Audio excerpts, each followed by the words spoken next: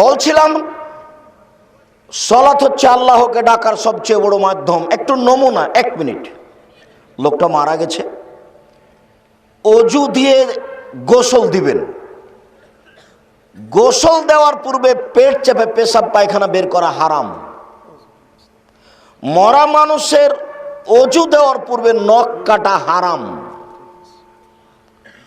মরা মানুষের অজু দেওয়ার পূর্বে গোঁফ কাটা হারাম।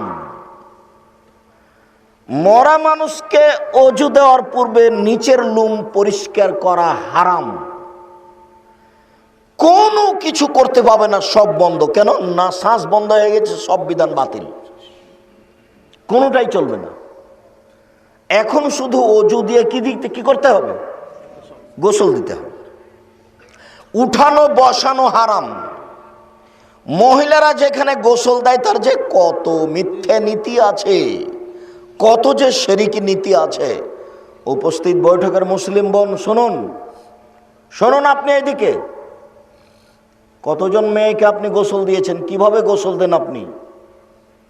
কিভাবে গোসল দেন? পেট চেপে পেশাব পায়খানা বের করেন নাকি? উঠান বসান নাকি? সব হারাম। পুরো শরীর ওকে রাখবেন বাম কাতে, দিয়ে ডান কাত উপরে রেখে পানি ঢেলে দিবেন। সম্পূর্ণ শরীরে পানি ঢেলে দিয়ে সাবান গায়ে দিয়ে পুরো শরীরটাকে ভালো করে ডলে কচলিয়ে দেন। বিশেষ সঙ্গে লজ্জা স্থানে যদি আপনাকে হাত দিতে একটু শরম কেমন কেমন লাগে, তাহলে আপনি ন্যাকড়া ব্যবহার করেন, কোনো সমস্যা নেই। ন্যাকড়া ব্যবহারের কোনো প্রয়োজন নাই, তবে আপনার ইতস্তবোধের জন্য আপনি ন্যাকড়া ব্যবহার করতে পারেন, তাছাড়া কোনো সমস্যা নেই। আপনি শরীরে পানি ঢেলে দিয়ে ধুয়ে দেন, আবার পুরো শরীরে পানি ঢেলে দিয়ে ধুয়ে দেন, আবার পুরো শরীরে পানি ঢেলে দিয়ে ধুয়ে দেন 3 বার। দিয়ে আপনি কাপড় দিয়ে মুছে কাফনের কাপড় সাজান।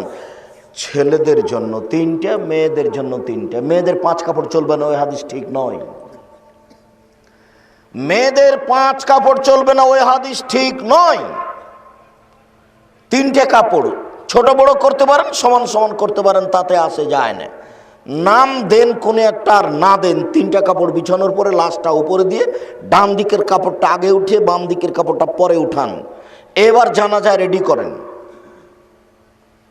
যদি মহিলা হয় মাঝামাঝি, যদি পুরুষ হয় তাহলে বুকের সামনাসামনি। জানাজা শুরু হওয়ার পূর্বে বলা যায় এনার কোনো ঋণ আছে? ঋণ নেই তো জানাজা দেন। আর যদি বলে আছে তাহলে জানাজা হবে না। যার ঋণ আছে তার জানাজা হবে না। ঋণ নিয়ে কিছু করবেন না। ঋণ আছে তো জানাজা নেই। হ্যাঁ জি, আমি পরিশোধ করব, ঠিক আছে, আমার আব্বার যদি কোনো ঋণ থাকে তো আমি দিব, তাহলে আল্লাহু আকবার। কোনো চেয়ারম্যানের বক্তব্য চলবে না, এমপির বক্তব্য চলবে না, বড় ভাইয়ের বক্তব্য চলবে না, শ্বশুরের বক্তব্য চলবে না, কারো বক্তব্য চলবে না জানাজার সময়। বুঝাতে পারিনি? আল্লাহু আকবার।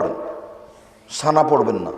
আউযুবিল্লাহ, বিসমিল্লাহ, সূরা ফাতিহা, আল্লাহ, অন্য একটি সূরা, আল্লাহু আকবার, দুরুদে ইব্রাহিম, আল্লাহু আকবার, বিশেষ দোয়া, আল্লাহুম্মা গফির লাহু, আল্লাহ তুমি এই লোকটাকে ক্ষমা করো, ওয়ারহামহু, তুমি তার প্রতি রহমত নাযিল করো, আফি, তুমি তাকে মাফ করো, আফু আনহু, তুমি তার প্রতি নিরাপত্তা অবতীর্ণ করো, আকরাম নজলাহু, তুমি তাকে দামি সম্মানী খাদ্য খেতে দাও, অসমাদ খালাহু, তুমি তার থাকার জায়গা প্রশস্ত করে দাও, অক্সল বিল মায়ো সল জল বারাত কামানা কাইতা সবল আবিজু মিনা দানাস, তুমি তাকে ঠান্ডা স্বচ্ছ পানি দিয়ে ধুয়ে পরিষ্কার করে দাও, যেমনভাবে সাদা কাপড়কে ময়লা থেকে ধুয়ে পরিষ্কার করা হয়। আবদুল্লাহু দারান খায়রান মিন দারিহি, দুনিয়াতে যে বাড়ি ছিল তার চেয়ে সুন্দর বাড়ি দাও। আহলান খায়রান মিন আহলিহি, দুনিয়াতে যে পরিবার ছিল তার চেয়ে সুন্দর পরিবার দাও।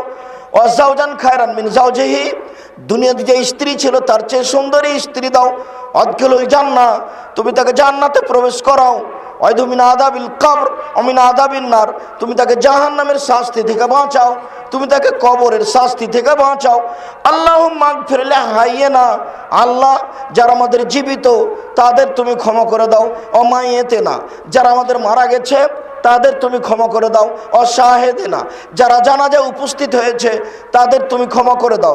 অগায়েবেনা, যারা জানাজায় উপস্থিত হতে পারেনি তাদের তুমি ক্ষমা করে দাও। অসাগিরেনা, যারা আমাদের ছোট তাদের তুমি ক্ষমা করে দাও। অকাবিরেনা, যারা আমাদের বড় তাদের তুমি ক্ষমা করে দাও।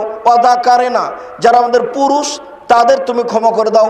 উনসানা, যারা আমাদের মহিলা তাদের তুমি ক্ষমা করে দাও।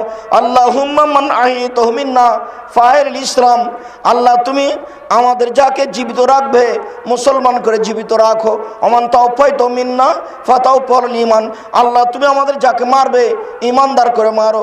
আল্লাহুম্মা লা তাহরিম নাজরাহু ওয়ালা তাফতিনা বাদা, আল্লাহ এই লোকটা চলে যাওয়ার পরে আমরা দুঃখিত হয়েছি, এতে তুমি আমাদের নেকি দান করো।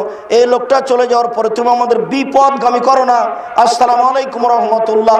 আসসালামু আলাইকুম ওয়া রাহমাতুল্লাহ।